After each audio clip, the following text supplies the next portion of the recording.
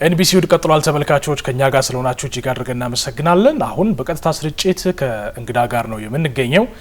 በተለያየ ጊዜ እንደምናደርገው በዚህ የቀጥታ ስርጭት አንዳንድ እንግዶችን እየጋበዝን ከአስተዋጽኦአቸው አንጻር ተሞክሯቸውን እናካፍላለን። የዛሬው እንግዳችን በተወዳጅ ሚዲያና ኮሙኒኬሽን መስራችነቱና ዋና ስራ አስፈጻሚነቱ የሚታወቀው ጋዜጠኛ እዝራ እጅጉ ነው። እንኳን ደህና መጣ እዝራ። እንኳን በሰላም ቆየኝ። እዝራ እጅጉ ላለፉት 26 ዓመታት በተለያየ መልኩ በኢትዮጵያ መገናኛ ብዙሃን ውስጥ ያለፈ ባለሙያ ነው። አሁን ደግሞ የተወዳጅ ሚዲያና ኮሙኒኬሽን መስራችና ዋና ስራ አስፈጻሚም ነው። እዝራ ከ45 በላይ ታሪኮችን በሲዲ 21 ታሪኮችን ደግሞ በመጽሐፍ ያቀረበ ነው። መዝገብ አእምሮ በሚል ርዕስ የሚያቀርበው እስካሁን ድረስ በሁለት ቅጽ ያቀረበው ኢንሳይክሎፒዲያ በኢትዮጵያ በተለይ ደግሞ በህይወት ያሉ ሰዎችን ታሪካቸውን ከመሰነድ ረገድ በታላቅ አሻራ ሊጠቀስ የሚገባው ነው። ከዚህና ተያያዥነት ካላቸው ጉዳዮች አንጻር ከእዝራ ጋር እናወራ ነው ዛሬ ቀጠሮ ያዝ ነው። በድጋሚ ስለመጣ አመሰግናለሁ። እኔም ደስ ይለኛል። በጣም ጥሩ። በዋናነት የምናወራበት የህይወት ታሪክን መሰነድ በኢትዮጵያ ኮንቴክስት በተለይ ከባህሉና ካደራረጉ አንጻር አንተ እንዴት ደፍረ እንደገባህበትና ምን ውጤት እንዳመጣህ እናወራለን በድርጅት በኩል። ከዛ በፊት ግን አንድ አጭር ነገር ላንብብልህ። ምን ይላል? እኔ የምመኘው ትምህርቴን ሲጨርስ በአዲስ አበባ ዩኒቨርሲቲ በቋንቋ ዲፓርትመንት ተመርቄ ደራሲ ለመሆን ነው። የምደርሰው መጽሐፍ ደግሞ ለየት ይላል። ይኸውም ልብ ወለድ ሳይሆን ስለ ሀገሬ የተፈጥሮ ውበት የሚገልጽ ነው።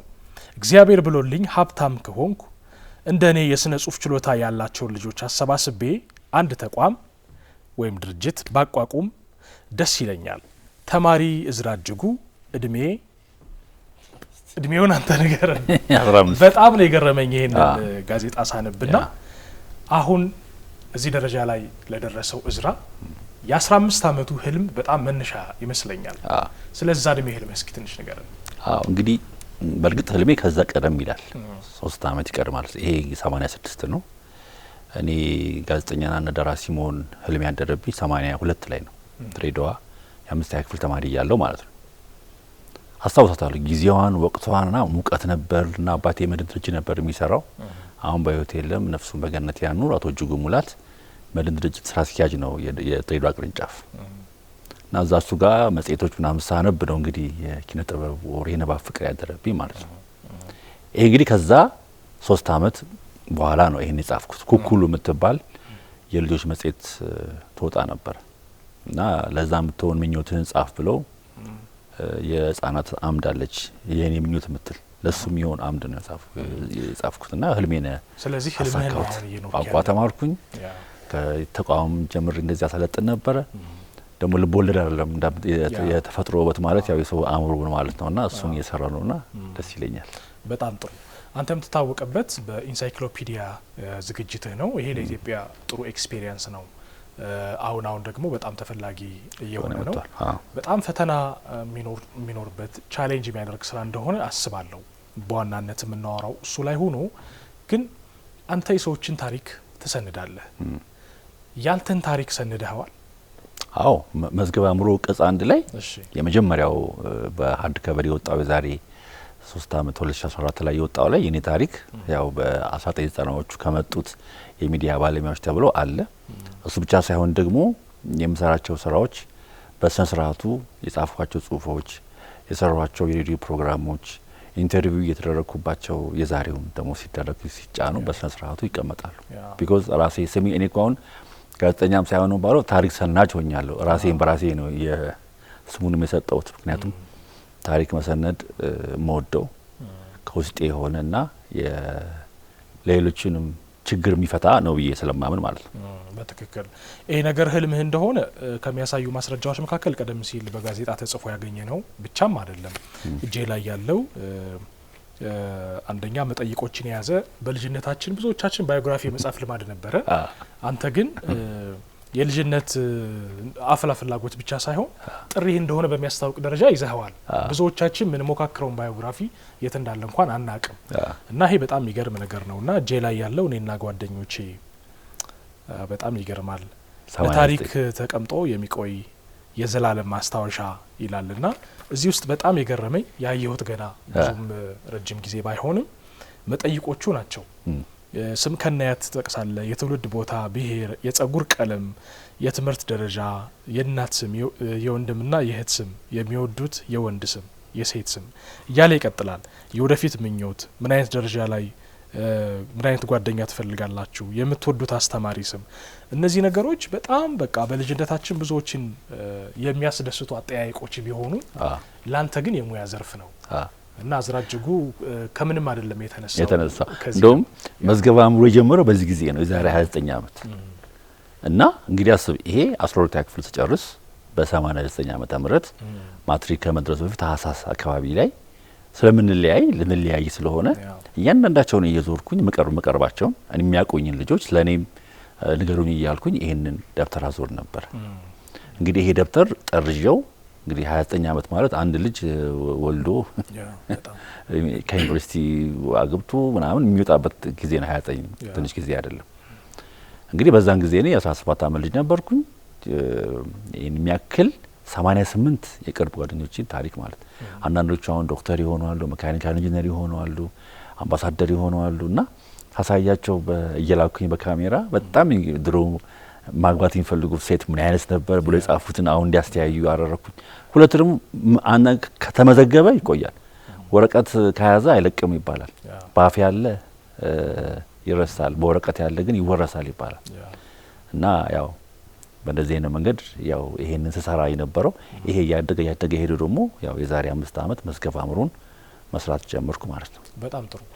አንተ ከመዝገበ አእምሮ ዝግጅትና ከተወዳጅ ሚዲያና ኮሙኒኬሽን አስቀድሞ ሜንስትሪም ሚዲያዎች ላይ ፕሪንት ሚዲያዎችም ላይ ሰርተሃል እና እንደው እዝራ እጅጉን አንተ የምትሰራቸውን ስራዎች እንጂ ያለፍክባቸውን መንገዶች ብዙ መረጃ የሌላቸው ሰዎች እያዩን ከሆነ የጋዜጠኝነት ህይወትህ ከየት ተነስቶ የት ድረስ ነው የደረሰው?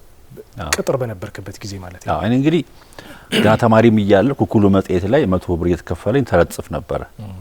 86 87 ተረት በ100 ብር ተረት በ100 ብር ማለት ነው። ተረት በ100 ብር 86 87 ከዛ ደግሞ ለገዳዲም እንደዚህ እንሰራ ነበር። ግን ኦፊሻሊ ተቀጥሬ የጀመርኩት በ1992 መስከረም ወር ላይ በ347 ብር ደሞዝ በአዲስ 347 ብር ደሞዝ ኦኬ የዛሬ 26 ዓመት አዲስ ልሳን አይ ቲንክ ጥሩ ደሞዝ መሰለኝ እኮ የዛሬ በዛን ጊዜ ምንም ተበትኖ አያልቅም። ተበትኖ አያልቅም። የአዲስ አበባ ከተማ መስተዳድር ባህልና ማስታወቂያ ቢሮ የሚያሳትመው አዲስ ልሳን የተሰኘ ጋዜጣ ነበር፣ ማዘጋጃ ቤት ማለት ነው። እዛ ነው ስራ ጀመርኩ። ያኔ አብረውኝ የነበሩት ታምራት ኃይሉ፣ ታገል፣ ሀብታሙ ቦጋለ ጓደኞቻችን ነበሩና እዛ ነው ስራ ጀመርኩት። 6 ወር ሰራው። አይ ቲንክ ጋዜጣው አሁንም ያለ ይመስለኛል። ጋዜጣው አሁንም አለ። ወደ 30 ዓመት በላይ ሆኖታል በታሪክ ደረጃ።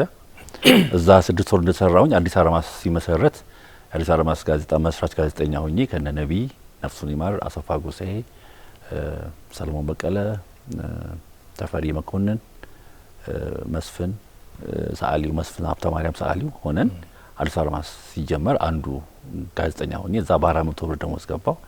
እዛ አመት እንደሰራው ደግሞ ዘ ፕሬስ፣ ሩህ፣ ቁም ነገር በትንሹ ተወዳጅን ከመጀመሪያ በፊት 4 ቦታ ሰርቻለሁ። ዘ ፕሬስ፣ ሩህ፣ እለታዊ አዲስ ደግሞ በትርፍ ሰዓት እንደዚህ አዲስ አርማስ እየሰራው እሰራ ነበር። እለታዊ አዲስ ማለት የመጀመሪያው የግል እለታዊ ጋዜጣ ሰኞም የሚወጣ አዲስ ዘመን ያኔ ሰኞ ያወጣም ነበር። የዶክተር ፍስሐ ሸቱ የሆነ ጋዜጣ እዛም ሰራ ነበረ። በድምሩ 4 አመት እንደሰራው በጓደኛዬ በታምራት ኃይሉ መካሪነት ለምን የራስን አትጀምሩም ብሎኝ ተወዳጅ ጋዜጣን የዛሬ 22 አመት በ96 የካቲት 1 ቀን ሰኞ ቀን ንግድ ፍቃድ አወጣው ማለት ነው። ከዛ የተወሰነ ጋዜጣ እስከ 2000 ፋና እስከ መገባ ድረስ ሰራው። ጋዜጣ አድካሚ ነበረ። ማስታወቂያ መፈለግ ሴልስ ከባድ ነበር። እንደዛም ሆኖ ግን ኢትዮጵያ ውስጥ በማስታወቂያው ዘርፍ 2 ጋዜጣ የነበረው ማስታወቂያ ብቻ የሚያወጣ አትርፍ እና ተወዳጅ ነበር የነበሩት። ስራ አድካሚ ነው። የምርጫ 97 ሲመጣ ደግሞ ፈተና ሆነ። ቢኮዝ ሁሉ ሰው ማስታወቂያ ሳይሆን ይፈልገው ፖለቲካውን ነበር ይፈልገው። እኔ ደግሞ ወደዛ መሄድ ስላልፈለኩኝ የተወሰነ ጊዜ ሆልድ አድርጌው ሌሎች ስራዎች ውስጥ ገባሁኝ። ገበያ ውስጥ ግን በጣም ተለምዶ ነበር ጋዜጣው። ገበያ ውስጥ በነፃ ነው የሚሰራጨው። እሺ ትርፍ ማገኘው እኔ ከማስታወቂያዎቹ ነው። ወደ 20 ገጽ ነው። ራሴ ሴልስ ሆኜ ነው የምሰራው እና በጣም ብዙ ካምፓኒዎችን ማስታወቂያዎችን ሰራ ነበረ። ግን አይዶን ነው እንግዲህ ወይ ገንዘብ አያያዝ ጥሩ ነበርኩኝ። ግን ብቻ የሆነ በዛን ጊዜ እንግዲህ በወር እስከ 15 ምናምን ሺህ ብር አገኝ ነበር ከድርጅቱ። ብዙ ነው ኔት ፕሮፊት ወጪ እንጂ ማለት አሳትሜ ምን ብዬ እና በየወሩ አንዴ ነበር የሚወጣው። ከዛ ወደ ሌላ ስራዎች ደግሞ ስገባውና ብቻ የሆኑ ጊዜ ሁሉ ነገሮች ከሳሰሩ። ስለዚህ ያለኝ ብቸኛ አማራጭ መቀጠር ነው። ስለዚህ ተወዳጅን እየሰራው ስራዬ ቀዝቀዝ ሲል በፋና 2000 ነሐሴ ላይ ፋና ብሮድካስቲንግ ኮርፖሬት ተወዳጅን በትርፍ ሰዓት እየሰራው ተቀጠርኩ ማለት ነው። ራዲዮ ማለት ነው። ፋና ሬዲዮ ላይ አሁን ህንጻ ሳይሰራ በፊት 2000 ነሐሴ ላይ የፋና ባልደረባ ሆኜ በ1415 ብር ደሞዝ። ዋው! በጣም ደሞዝ አደገ። ከዛ ከ15 በኋላ ደግሞ ያው የራሴን ስራ ረና አደርጋለሁ። ግን የራሴን ስራ ወዲያው አልጀመርኩኝም። በትንሹ ከ2000 እስከ 2005 ራሱ ፋናን አጠናው ነበር ማለት ቤት የሚሰራው ለኔ አዲስ ነው የሆነው። የሚገርም ቤት ነው የነበረው። አመራሮቻችን በጣም ጥሩ ማይንድ ያላቸው ነበሩና በዛ ፋና እንደሰራው 2006 ላይ ተወዳጅን ታሪክ መሰነድ በተለይ ደግሞ የተለያዩ ከታሪክ ጋር ከሚሰሩ ተቋማት ጋር በትርፍ ሰዓት መስራት ጀመርኩኝ። ይሄን ደግሞ የታሪክን በሲዲ ደግሞ የጀመርኩት 2009 ታህሳስ 9 ላይ በይፋ ጀመርኩት ማለት ነው። ወደ የሰዎችን ታሪክ በሲዲ ስላልተለመደ ታሪክ በሲዲ አልተለመደ ማለት ነው። ወይ ዘፈን ወይ መዝሙር ነው ተለመደ።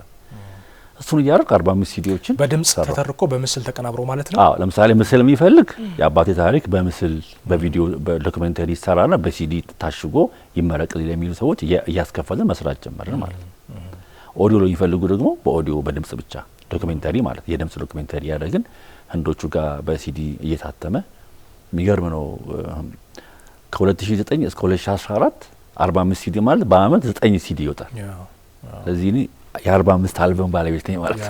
አልበም በለው ያው በዘፈን በሰዎች ይሄን አልበም አለኝ እንደሚሉት ማለት ነው።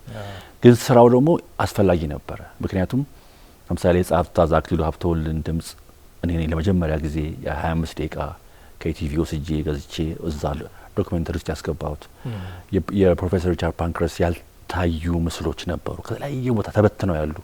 እሱን አስገብቼ የደበበ ሰይፉ ሙሉ ለሙሉ አሳታሚ ሆኜ የራሴ የእሱን ታሪክ እንደዚህ ባህል ማዕከል ስናስመርቅ ብዙ ናቸው። 45ቱ ቆጥረን አንጨርሳቸውም። እነሱን ስራዎች ከሰራው በኋላ ያው ሲዲ ቆመ አይደል? ሲዲ ከገበያው ሲቆም ያለን አማራጭ ወደ መዝገበ አእምሮ መግባት ነው።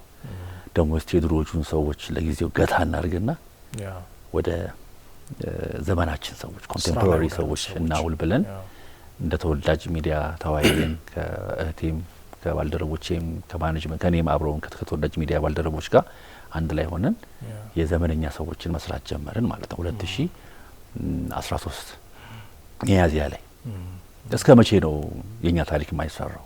ሁሉ ጊዜ የድሮዎቹ ላይ ብቻ ለምንድን ነው ፎከስ የምናደርገው? እና አሁን ላይ ደግሞ ማተኮር አለብን የሚል ነገር ይዘን እኔ እንደ ቀልድ ነው የጀመረው። እንደ ቀልድ ስለ አስቤበታለሁ፣ ግን እንደዚህ በዚህ ሌቭል የሚደርስ አልመሰለኝም። ዊኪፒዲያ ላይ የአንድ የሁለት ሰዎችን ታሪክ ፖስት አድርጌ በዛ ነው ያደገ መጣ። ከዛ በኋላ ያው 100 ምናምን ሲሞላ መጽሐፍ ለማላረገውም ብያልኩኝ። ድሮ ሁሉ ነበር የምሰራው፣ ሰዓሊውንም ደራሲውንም ተዋናዩን ነበር የምሰራው። አሁን ከዛ በኋላ ግን ጋዜጠኛው ለብቻ ለየውና ይሄ የምታየውን የመጀመሪያውን ቅጽ አንድ መዝገበ አእምሮን ሐምሌ 30 2014 አሳተምኩኝ ማለት ነው።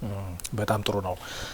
ከምንም በላይ ያለፉ ሰዎችን የድሮ ብለ የጠቀስካቸውን ሰዎች ከመስራት ባሻገር ዘመነኛ ያልካቸው ሰዎች የህይወት ታሪክ ላይ ማተኮር ጥሩ ይመስለኛል። ለወደፊቱም ሪፈረንስ የሚያደርግ አንዱ እሱ ይመስለኛል።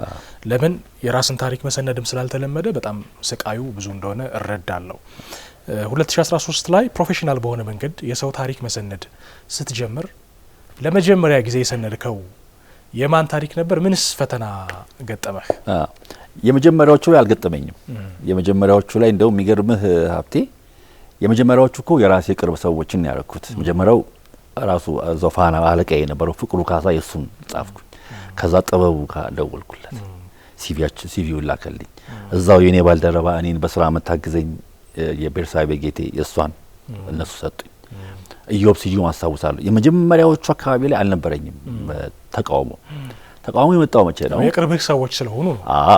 ተቃውሞ የመጣው መቼ ነው? የነዚህ ሰዎች ፖስት እያደረኩኝ ስመጣ እንዴት ከሌ መባባል የመጣ ከንተና ጋር አብሮ መጣት የመጣው ያኔ ነው።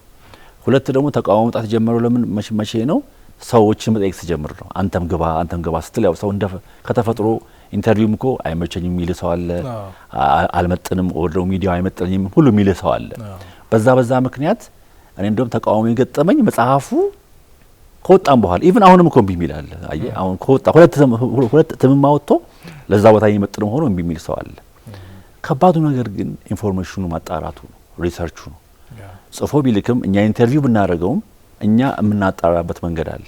ያለኛ ፈታኝ ያደርገዋል። ሁለት ደግሞ የሰሩ ሰዎችን ማስገባት አለብን። በትንሹ 30 ዓመትም 15 ዓመትም 10 ዓመትም የሚስሩ የኛ ክራይቴሪያችን 10 ዓመት ነው። ግን እነዛን እዛ ቦታ ውስጥ እንዲገቡ ማድረግ የኛ ትልቁ ኃላፊነት ነው። ማሳመን አለብን። እንደምታውቀው ደግሞ ከተፈጥሯችን ትሁት ነን። መደበቅን ተደብቆ መስራትን እንጂ ታይቶ መስራትን የምንወድ ሰዎች አይደለንም የኛ ሀገር ባህል ስታየው። ስለዚህ ይሄን ባህል ነው ሰርታችኋል፣ አስተዋጽኦ አበርክታችኋል። አሁን አቶ አማራ አረጋዊ ዛሬ 4 ዓመት ኢንተርቪው ላርግህና መዝገበ አእምሮ ላይ ላውጣ ታሪክ ይውጣ ስለው እምቢ ብሎ ነበር። አንድ ቀን ያንተ ታሪክ ይፈልጋል፣ ለሪሰርች ይፈልጋል። ሰው በተለያየ ምክንያት ያልፋል። ዘላለማዊ የሆነ ሰው የለም። ታሪኩ ግን ዘላለማዊ መሆን አለበት ብለን ያሳምኘው ነው። ዛሬ 30ኛ ዓመቱ ተከብሮ ስናየው የሪፖርተርን ያ ሪፈረንስ ይወሰዳል እና እሺ ማለት እኔ ጠቅሞኛል። ግን ደግሞ ያው እምቢ የሚሉትን ሰዎች ደግሞ በተለያዩ ዘዴዎች አሉ። እኛ ኦልሬዲ እኔ ይሄ በጣም የምወደው ስራ ስለሆነ ደስ ብሎኝ የምሰራው ስለሆነ እኔ ከእክሉ ይልቅ ኦፖርቹኒቲው ወይንም እድሉ ይበልጥብኛል። ግን ደግሞ ይሄም ስልህ ደግሞ ስራው ቀላል ነው ብዬ አላናንቀው አልፈልግም። ከባድ ነው፣ ፈታኝነቱ አለው። እምቢታው እንዲገባ የምትፈልገው ሰው ሳይገባ ሲቀር እሺ ያለ ምክንያት እምቢ ሲልህ ምናምን ትናደዳለህ። ቢሆንም ግን ተስፋ አንቆርጥም። በጣም ጥሩ ነው። እግረ መንገድ ያነሳው የአቶ አማራ አረጋዊ ሪፖርተር ጋዜጣ 30ኛ ዓመቱን አክብሯል። ዞሮ ስለ ጽሁፍ ስለሆነ እያወራን ያለ ነው። በጣም ትልቅ በኢትዮጵያ የፕሪንት ሚዲያ ውስጥ አንድ ቫሊዩ ያለው ስራ ነውና እነሱን እንኳን አድረሳችሁ ማለት የሚያስፈልግ ይመስለኛል። ምናልባት ካንተ ጋራ ታሪኩን ማሰነድ የሚፈልግ ሰው ቢኖር እንደው በተለምዶ ከሚጻፈው የህይወት ታሪክ በተለየ መንገድ ምን ፕሮፌሽናል አሰራር ነው የምትከተሉት? የአንድ ሰው ታሪክ ሰውየውን ከማስፈቀድ ጀምሮ ታሪኩ ተሰንዶ እስኪያልቅ ድረስ በምን አይነት ፕሮፌሽናል ፕሮሰስ ውስጥ ነው የሚያልፈው? እንግዲህ የመዝገበ አእምሮ የምታወራኝ የመዝገበ አእምሮ እንግዲህ መዝገበ አእምሮ የኛ ፕሮጀክት ነው። 25 ከ20 እስከ 25 የሚደርሱ ዘርፎች አሉት። ሕክምና አለ፣ ሳይንስ አለ፣ መምህርነት አለ፣ አውሮፕላን አብራሪ አለ፣ ጠንካራ እናት የሚል ዘርፍ አለ፣ ጠንካራ አባት የሚል ዘርፍ አለ፣ ጠንካራ አሳዳጊ የሚል ዘርፍ አለ። ሁሉ ጊዜ ፕሮፌሽናሎችን ብቻ ለምናወጣው በተለያየ አይነት መስክ ለሀገር ለቤተሰብ አገር እኮ ማለት ከሚጀምረው ከቤተሰብ ነው። ከዛ ውጪ ደግሞ ኬሚስት ላይ ምርምር የሚያደርገው የማዕድን ባለቤት ያልተነገሩ ዘርፎች አሉ። እነሱንም አካቶ ነው ሚዲያም አንዱ ነው እዛ ውስጥ። እኛ በመጀመሪያ ሰውየው መፍቀድ አለበት። ትልቁ ነገር እኛ ከዩቲዩብ አንወስድም፣ ከቴሌቪዥን አንወስድም። ከኢቭን ዘመዶቻቸው እንኳን የእንትናን ታሪክ ስሩ ቢሉ ባለ ታሪኩ መፍቀድ አለበት። ለምን ያንተ የሀብተ ማርያምን ታሪክ ካንተ በላይ ማንም አያውቀው። በተለይ አስተዋጽኦን እኛ ደግሞ የምንሰራው የሰዎችን ታሪክ ስንሰራ ከሀሳብ አንጻር አለ የምንሰራው፣ ከፍልስፍናቸው አንጻር አለ የምንሰራው፣ አስተዋጽኦ ነው የምንሰራው። ስለዚህ እንትናኮ ጎበዝ ነበረ፣ እንትናኮ ጥሩ ነበረ ብታይ ይሄኔ ኖ ምን አረገ ያረገውን እሱ ነው የሚያውቀው። ስለዚህ ራሱ ፈቅዶ ነው የሚሰጠው። አንድ እሱ ነው። ሁለት ደግሞ ይሄንን የሚሰሩ ወደ 10 ከ15 በላይ የሚደርሱ የሪሰርች ቲም አለ። ኢንተርቪው የሚያደርጉ ተወዳጅ ሚዲያ ስር የተለያየ ሚዲያ ላይ የሚሰሩ ከኛ ጋር አብረው የሚሰሩ በትርፍ ሰዓትም በሙሉ ሰዓትም የሚሰሩ የሚዲያ ባለሙያዎች አሉ። ባዮግራፊ የሚጽፉ ማለት እኔ ጋር ትሬን የሆኑ እኔም አንዱ ነኝ እዛ ውስጥ። እነሱ ያን ሰው ያገኙታል፣ ይጽፋሉ። ከዛ በኋላ ታሪኩ በፎቶግራፍ ተደራጀ። ፎቶውን ሲባል ደግሞ ከልጅነቱ ጀምሮ እስከ አዋቂነት ድረስ ያለውን ፎቶግራፉን ስካን ተደርጎ ይመጣል። ታሪኩ ይጻፋል። እንግዲህ እኛ ትልቁ 1000 ቃላት ነው ለመዝገበ አእምሮ አንድ ሰው የምንጠብቀው። ኦንላይንም ስለምናወጣው ዘለግ ያለ ታሪክ ያለው ሰው ከሆነ ግን እስከ 3000 ቃል ሊሄድ ይችላል። በኋላ መጽሐፉ ላይ ሲሆን ኮምፕረስድ ሆኖ ወይም አጥሮ ነው የሚወጣው። እንዲህ ያደረግን የሚገርም ትልቁኛ የወሰድነው ሪስክ መጽሐፍ ላይ የምናወጣቸውን ታሪኮች ፌስቡክ ላይ ፖስት እናደርጋቸዋለን። ለምን መጽሐፍ ላይ የሚወጣው ተሰባስቦ ነው አንድ ላይ። ስብስብ 200 ምናምን ካልሞላ ያል ሰውን ኦልሬዲ ለምዱናልኛ ብዙ ነው የሚፈልገው ከኛ ስለዚህ 200 እስኪሞላ ድረስ እኛ አንጠብቅም ድረስ ኦንላይን ላይ ተወዳጅ wikipedia.com ሚል ዌብ አለን በጉግል እውቅና ያገኘ ደም ጉግል ላይ የሆነ ሰው ሰርች ስትለው ታገኛለህ ሰዎች ያመጣ አይታል አይደለ ሪላያብል ኢንፎርሜሽን ተወዳጅ ሚዲያ ብለው ስለዚህ የኛ በባዮግራፊ ጉዳይ ላይ ተአማኒ ስለሆነ ዛሬ ኢንተርቪው ብናደርግ ለመጻፍ ነው የምትወጣው ግን ደግሞ ኦንላይን ላይ ደግሞ እዛ ላይ ታሪክ እንዲቀመጥና ሰው በቀላሉ ስላንተ እንዲያቅ እናደርጋለን ይሄንን የሚሰሩ ሰዎች አሉ በእንደዚህ አይነት መንገድ ፈርሞ እኔ ብሎ ታሪኬን በፈቃድ የሰጠው መሆኑን አረጋግጣለሁ ሰጥቶ ደግሞ በተለያየ ምክንያት ሆልድ ይሁን የሚል ሰው አለ የሱንም ሐሳብ እናከብርለታለን አላማችን ግን ስጡን እና በተቻለ መጠን ደግሞ በአሳማኝ ምክንያት ነው እንጂ የምትቀሩት አሳማኝ ባልሆነ ምክንያት ከኛ መዝገብ ውስጥ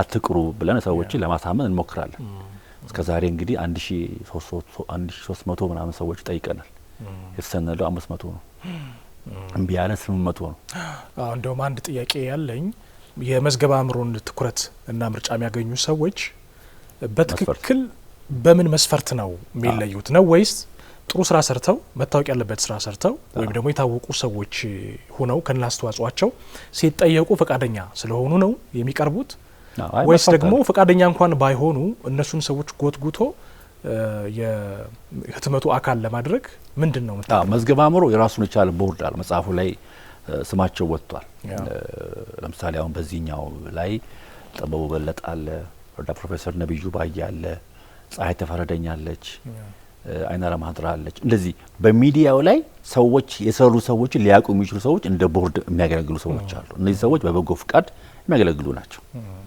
ሁለት ደግሞ ከየመስሪያ ቤቱ የሚጠቁሙ ሰዎች ደግሞ አሉ እንግዲህ ሚዲያ ላይ ስንሰራ ከኢቲቪ ከፋና ከኢዜአ ከኦቢኤን ከኢቢኤስ ሰዎችን እከሌ ቢሰራ ብለው ሪኮመንድ ያደርጋሉ እኛ ግን ያስቀመጣቸው ክራይቴሪያዎች አሉ ትልቁ ሲጨመቅ 10 ናቸው ክራይቴሪያዎቹ ባለሙያነት ላይ ፎከስ ያደርጋሉ 10 ክራይቴሪያዎች በጎ ፍቃደኝነት ስራው ተመልሶ ሲታይ ምን ያህል ያንጻል የሚያንጽ ሰው መሆን አለበት ለሙያው ከፍተኛ የሆነ ፍቅር ያሳየ ባለሙያ የሆነ በበጎ ፍቃድ የሚያገለግል አዲስ ፎርማት የቀረጸ አንድን ሰው ስታየው ታሪኩና መጣና ከዛ ፎርማት ጋር ኮምፓቲብል ኦር ደግሞ የሚጣጣም መሆን አለበት አንዳንድ ሰው ደግሞ ስታየው በቃ ክራይቴሪያውን ራሱ ስታነበው ያሟላል ግን ያቺ የተቀመጠችው ግን ተላክለታለች ከዚህ አንፃር መዝነን ነው አንዳንዱን ደግሞ ክራይቴሪያውን ልከንለት አሁን እንግዲህ ከ10 አመት ጀምሮ እኛ ምን ሰራው 10 አመት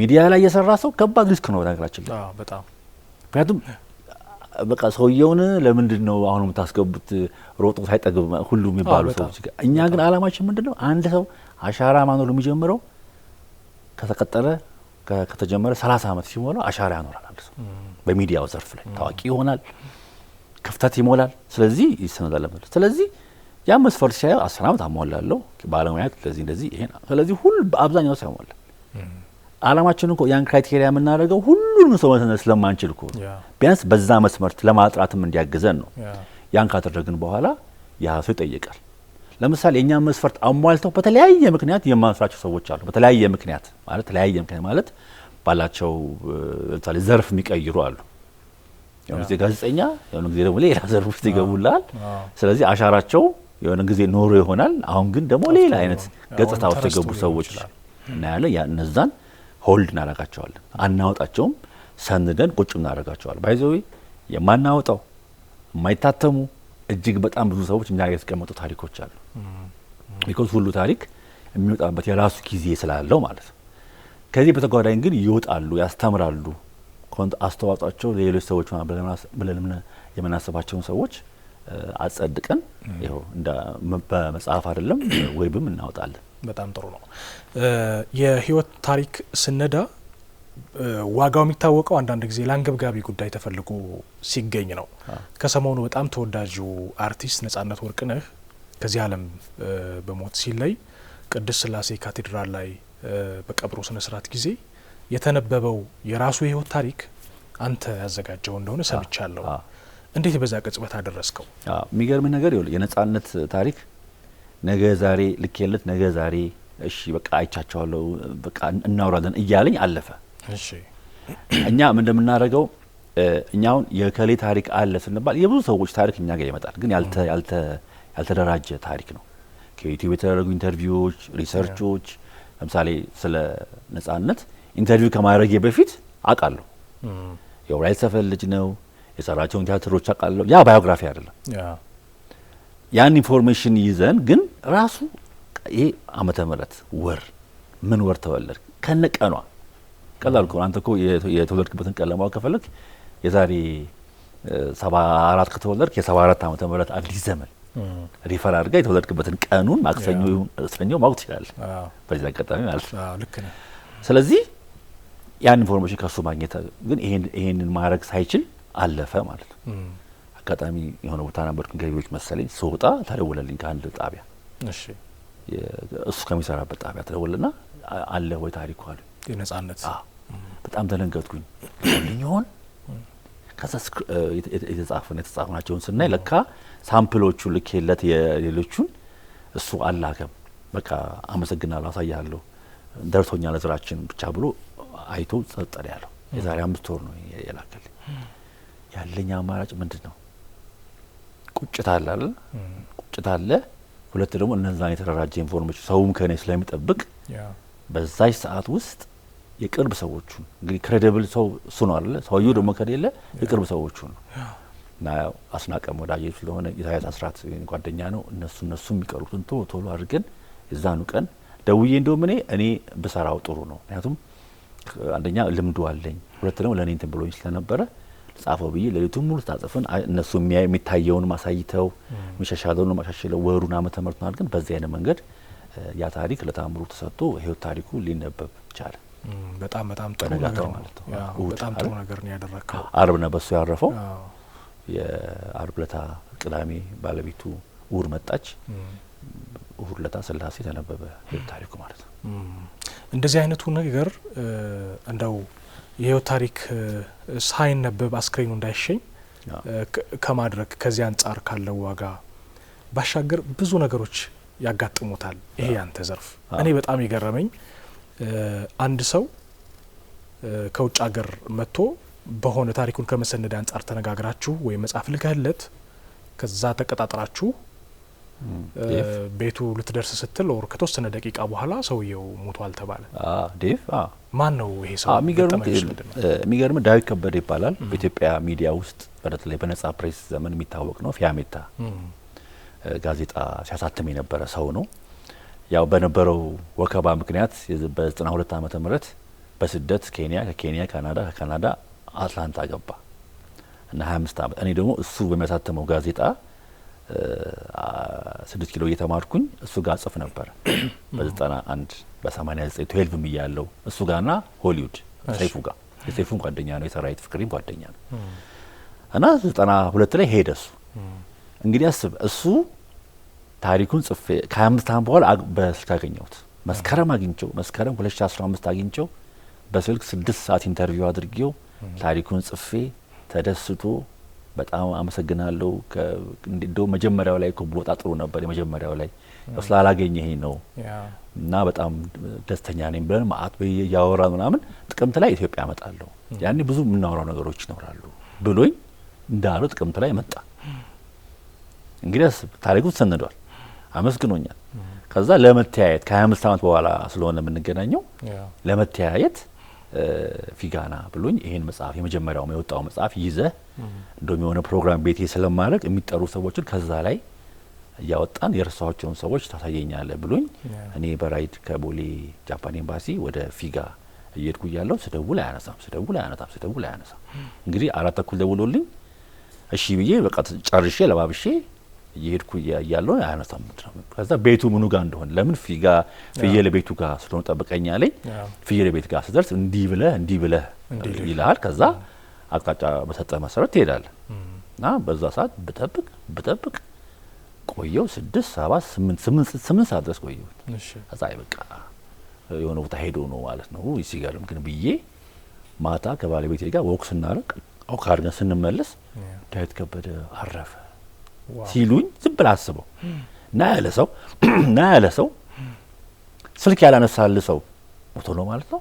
አሜዚንግ በጣም በነጋታው ባለቤቱ ቅድስት ዶክተር ትግስት ጋር ስነግራት 4:30 ላይ እኮ እኛ ከላይ ሆነን እንደዚህ ኮላፕስ አድርጎ ልቡ ይሄ ማለት ና ብሎኝ አውቶማቲካሊ ኮላፕስ አድርጎ ሞተ ማለት ነው። ይገርማል በጣም። እኔ ከዛች ጊዜ ጀምሮ ለሰው የነገርኩ ላይፍ ኢዝ ቱ ሾርት። አንድ ሁለት ደግሞ ይሄ ሰው ምን አድርጓል? አንደኛ እዛም ላይ ጽፎልኛል። በቃ ሐውልት አኑረህልኛል እዝራ አመሰግናለሁ። ያኔ ገና ለጋ የነበረው ልጅ አድጎ ዛሬ ድርጅት መስርቶ የኔንም ታሪክ ሰነደ አመሰግናለሁ ብሎ ጽፏል ፌስቡክ ላይ ማለት ነው። ቢኮዝ ታሪኩን መጽሐፍ ላይ ባይወጣም ኦልሬዲ ፌስቡክ ላይ ጽፎ አፕሩቭ አድርጎ ተልቋል። አሁን ቅጽ 2 ላይ የዳዊት ታሪክ ወጥቷል። ይሄንን ሳስብ ሌሎችም ሰዎች እንደዚህ አሁን ኩራባቸውም ሲሞት ድንገት ነው ሲፈልግ ታሪኩ ከኔ ተገኘ ሴም ቲንግ እንደዚሁም የጋሽ ደበበ እንደዚህ መዝገብ አእምሮ ላይ ወጥቶ ነበረ። አሁን ደግሞ እዚህ የአቶ አብይ ኤፍሬም አቶ ደመቀ መኮንን ቢሮ ጽሕፈት ቤት ኃላፊ የነበረ እሱንም ታሪኩን መስከረም ሰንደ ነው ማለት ህይወት ይውል ታሪክ ቢጻፍም ባይጻፍም ማለፋችን አይቀርም። አንዳንድ ሰው አሁን እኔ ህይወት ታሪክ ሊጻፍ አልፈልግም ሞት ይመስለኛል የሚይዘዋል። ብንጻፍ ኢንተርቪው ብንደረግም ቀናችን ከደረሰ ማለፋችን አይቀርም። ካለፈን ላይ ቀር ደግሞ ይሰራል ያለፍንበት ቢጻፍ ፎቶግራፋችን ቢነሳ ጥሩ ነው። የህይወታችን ፎቶግራፍ ማለት ነው። ያ ያስፈልጋል። ያን እያረኩ ነው። እቅዴ 1 ሚሊዮን መድረስ ነው። 1 ሚሊዮን ሰው በህይወት ያለም በህይወት የለም 1 ሚሊዮን ሰው ታሪኩ መሰነድ አለበት። አንተ እዚህ ሀገር ያሉ ባለ ታሪኮች ቁጥር ሀብተ ማርያም አንዳንድ ጊዜ ያለሰራሁትን ሳስብ የሰራሁት በጣም ትንሽ ይሆንብኛል። ልክ ነህ። እንግዲህ 1 ሚሊዮን ሰው አስባለሁ እያልኩኝ በቃ ባህር እኮ ማለት ነው። በጣም ለእኔ ደስታ ነው። ቢኮዝ ወድጄ የገባሁበት ሙያ ነው። ተገድጄ አይደለም። እግዚአብሔርም ፈጣሪም እያገዘኝ ስለሆነ ደግሞ ይሳካል ብዬ ነው የማምነው። በጣም ጥሩ። አንደኛውን ጥያቄ መልሰህልኛል 1 ሚሊዮን ብለህ ወደ ቀጣዩ ልለፍና ይሄ ሙያ በጣም ትልቅ የፋይናንስ አቅም ይጠይቃል። በተለይ ህትመቱ ማለት ነውና ማን ነው ፋይናንስ የሚያደርጋችሁ? ወይም ከፋይናንስ አቅርቦት አንጻር ታሪክ ከሚሰነድላቸው እንግዶች ጋር ያለው ግንኙነት ምንድነው? እንግዲህ እኛ ሀገር አንድ ሰው መዝገበ አእምሮ ላይ ለመውጣት የሚከፍለው ክፍያ ምንም የለም። መጽሐፉ ሲወጣ ይገዛል። አንገታም ያሉ ሰዎች አሉ። እንደውም ታሪካችን የኛ ነው ታሪክ እንዴት ነው መንገዛው ያሉን ሰዎች አሉ። እኔ እዚህ ስራ ውስጥ ስገባ ሲጀመር ይሄ ስራ የመጽሐፍ ስራ የጽሁፍ ስራ ኢትዮጵያ ውስጥ ሀብታም አያደርግም። እንደውም ቶሎ ከዛ ስራ እንዲሻሽ የሚያደርጉ ብዙ ነገሮች አሉ። ለምን እየፈለግከውን ያን ስለማያራምድ። እኔ ግን ቀደም ሲል ነገር ያለው ተወዳጅ ጋዜጣ ሰራ በነበረበት ጊዜ የሴልስ የሽያጭ ልምድ ነበር።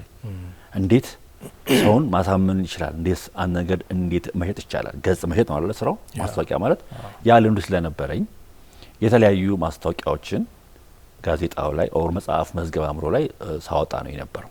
የመጀመሪያውም ላይ ማስታወቂያ አለ፣ እዚህኛውም ላይ ማስታወቂያ አለ። ሁለት ደግሞ ባለ ታሪኮቹ ራሳቸው መጽሐፉን ይገዙታል።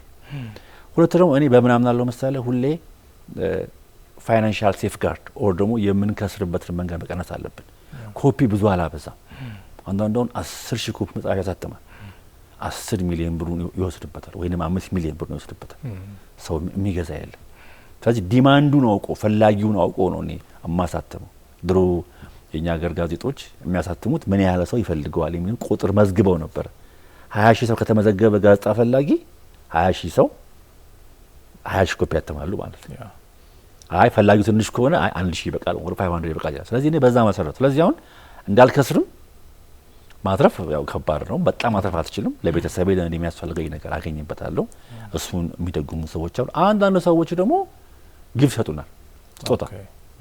በቃ አንዱ መጽሐፍ በ10,000 ብር ገዛሉ የሚሉ የቅርብ ሰዎቻችን አሉ። አንዳንዱ ደግሞ ራሱ ታሪኩን አደራጅቶ ጽፎ ይልካል። የኛ ሪሰርች አብሮ ሰርቶ ማለት ነው። ይሄ ማለት እኛ ለባለሙያ የምናወጣው ወጪ ያደርጋል። እንግዲህ አጠቃላይ ይሄ ነው እንግዲህ ወጪ። ከዛ ውጭ ግን የባለሙያ የኢንተርቪው ዋጋዎችን ሌላም ስራ ስለምንሰራኛ ቢዝነስ የኢቨንት ኦርጋናይዚንግ ስለምንሰራ ከዛ ማገኝ የሚገኘውን ገቢ ወደዚህ እያደረግን ሁለት ጊዜ መጽሐፍ ማለት ቀላል አይደለም። ነገራችን ያውም በጣም የበርካታ ሰዎችን የያዙ ታሪክ የያዘ ነው። ስለዚህ ሰዎቹ ይገዙታል። መጽሐፍ አሁን ምሳሌ የመጀመሪያው መዝገበ አእምሮ ገበያ ላይ የለም።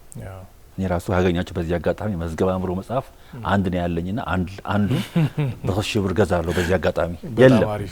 ይሄኛው ሁለተኛው ግን በቂ መጽሐፎች አሉ። ብዙም ኮፒውን በዛ ያለ ነበር። ይሄኛው ሀርድ ከቨር ሰው ካለ እግረ መንገድ ከእጅ መውሰድ ይችላል ማለት ነው። ሁለተኛው አለ እሷ 1000 ብር ነው ዋጋው። ጃፋር ጋር ማግኘት ይቻላል። እና ይሄ ነው ሀብትዬ ከመለስኩልህ ማለት ነው። አይ መልሰልኛል። በጣም ጥሩ። እያጠቃለልን እንምጣ እና ምናልባት ታሪክን ከመሰነድ አንጻር ኢትዮጵያውያን ትህትና ያጠቃናል ብለኸኝ ነበርና መረጃ ለመስጠት እና ታሪክ ተጽፎ ለህዝብ ይቅረብ ሲባል ከሚሰማቸው ትህትናና ምን ሰራሁ ከሚል ጥያቄ አንጻር በጣም ያስቸገሩ ሰዎች እንዳሉ ኤክስፔክትድ ነው። ፋይናሊ ግን ብዙዎቹ ታሪካቸው ተሰንዶ ተነቦ በመጽሐፍ መልክ ሲያዩት ምን ይሰማቸዋል? ምን የተለየ ስሜት ይገለጹልናል? በጣም የሚገርም ነገር እንግዲህ ከጋሻ አማረ ልጀምርልህ። ጋሻ አማረ የኔ መጽሐፍ መጀመሪያ እምቢ ብሎ ነበር። የኔ መጽሐፍ ሲመረቅ ግን የክብር እንግዳ ነበር። እንግዲህ አስበው። አብዛኛዎቹ ለልጆቻቸው የሚያሳዩት ነገር ነው። ብዙዎቹ አንዳንዶቹ ቤት ሄጃለሁ። ቤታቸው ሲሄድ መዝገበ አእምሮ ተቀምጦ ሳይ ይገረማሉ። እንደ የክብር ቦታ ማለት ነው። እና በጣም ያመሰግኑኛል። ህይወት ማለት ደስታ አይደለ? እርካታ ነው አይደለ? እኔም ፈልገው ሰውየውን የደሰት ነው። በቃ ታሪኩ ሲሰነድ በቃ ባለ ታሪኩ ከተደሰተ የኔ እርካታ እዛ ጋር ነው ያለው። ላይብረሪ ውስጥ ደግሞ አብረሆት ሲሄድ ወመዘክርቴ ደግሞ ሰው ያነበበው ምናምን ሳገኝ በጣም ያስደስታል። ባለ ታሪኮቹ ደግሞ አይተውት ስሜታቸውን ሳይ አንዱ አሁን ለልጇ ሳሳይ እንደውም አንዷ የሚገርም የለችም የሷ እንዴት ይሄ ሁሉ ሰው ጓደኞች ኖረው እንዴት አንቺ ለምን እምቢ ያልሽው ሁሉ ብላት እናቷን የወቀሰች ልጅ አለች። እና የገቡት ደስተኛ ናቸው። እኔ አንድ ሰው እስካሁን አልገጠመኝም ነው። አሁን በነገራችን ላይ መዝገበ አእምሮ የመጀመሪያው በእንግሊዝኛ ተርጉሞ ኦንላይን ላይ ተጭኗል። እሱ ይሰባሰበና እሱም የኢትዮጵያ ጆርናሊስቶች ታሪክ ተብሎ በእንግሊዝኛ ይወጣል። ለምን ፈረንጅ ይጣ? ልክ ነው። ሲመጣ የኢትዮጵያ ጋዜጠኞች ታሪክ እንደውም አንዴ አሜሪካ ኤምባሲ 180 ጋዜጠኞች ታሪክ ስላት do you have 180 journalists in Ethiopia አለችኝ። come on ማማትሽ ነው አልኳት። እንዴት ከዛ በላይ ናቸው? ይሄ እኮ እኔ የሰበሰብኳቸው ናቸው ስላት ጥሩ ነው ምናምን ሁሉ ላይ ነበር።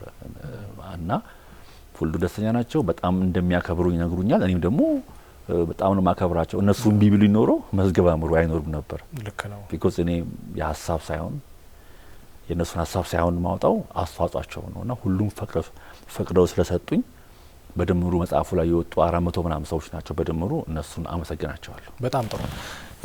መዝገበ አእምሮ አሁን አንደኛ ደረጃ ትምህርት ቤቶች ላይ ሳይቀር እንደ ጥያቄም ሲወጣ ሰምቻለሁኝ እና እነሱም ደግሞ ጀስት እንዲያውቁት እንደሚደረግና ዛት ማች ሪፈረንስ መሆን የጀመረ ነውና በጣም ትልቅ ደረጃ እንደሚደርስ ተስፋ አደርጋለሁ። እንዳልከው 1 ሚሊዮን ሰዎችን ታሪካቸው መሰነድ እንድትችል እመኝልሃለሁ። በጣም ቀረ የምትለው ሀሳብ? በቃ እኔ እግዚአብሔር ስለረዳኝ አመሰግናለሁ። ባልደረቦቼን አመሰግናለሁ። ኤንቢሲ በጣም ማከብረው በባለሙያዎች የሚመራ ጣቢያ ነው። የሚዲያ ባለሙያዎች ኢቭን የመንግስት ኃላፊዎች ሳይቀሩ ታሪካቸውን ስጠይቃቸው እሺ ብለው የሚሰጡኝ እነሱን አመሰግናቸዋለሁ። ሌሎችም እንደዚህ የሚያዩት ሰዎች ሲያዩት በቃ እኔ እኮ እንቅሰርቻለሁ በቃ ይሄ አበሻዊትና ቢቀር ከሰራ ካጠናህና ባጠናኸው ትምህርት ጥሩ ውጤት ካመጣ የምኖች ኮርም ነው የሰጠን ውጤት መቀበል ነው ያለብን። በሰራነው ስራ ራሳችንን እንችላለን ማለት አለብን ብዬ አምናለሁና ይሄ ሀሳብ መቅረት አለበት። በቃ ሰው ምንም ይበል ምን ደግሞ እሱ ራሱ ያው ሽልማት ላይ ለምሳሌ ይገባኛል ለምለው ተሸለም አንዳንድ ሰው ሽልማት ቦታ ላይ ሄዶ እኔ በእርግጥ ይሄ ነገር ባይገባኝም ይላል። ካልተገባው ዛለ ምን ያደርጋል?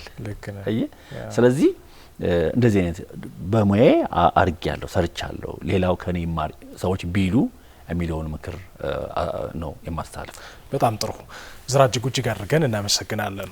የተወዳጅ ሚዲያና ኮሙኒኬሽን መስራችና ዋና ስራ አስፈጻሚ እንዲሁም ደግሞ የመዝገበ አእምሮ ኢትዮጵያዊ ኢንሳይክሎፒዲያ የታሪክ ሰናጅና የኢንሳይክሎፒዲያ ዋና አዘጋጅ ከሆነው ባለሙያ ጋር ነው ቀደም ሲል ቆይታ ያደረግነው። ረብ ያለው ጨዋታ እንዳደረግን ተስፋ እናደርጋለን። ዝግጅታችን ይቀጥላል። አሁን ወደ ሌላው እናልፋለን። አብራችሁን ቆዩ።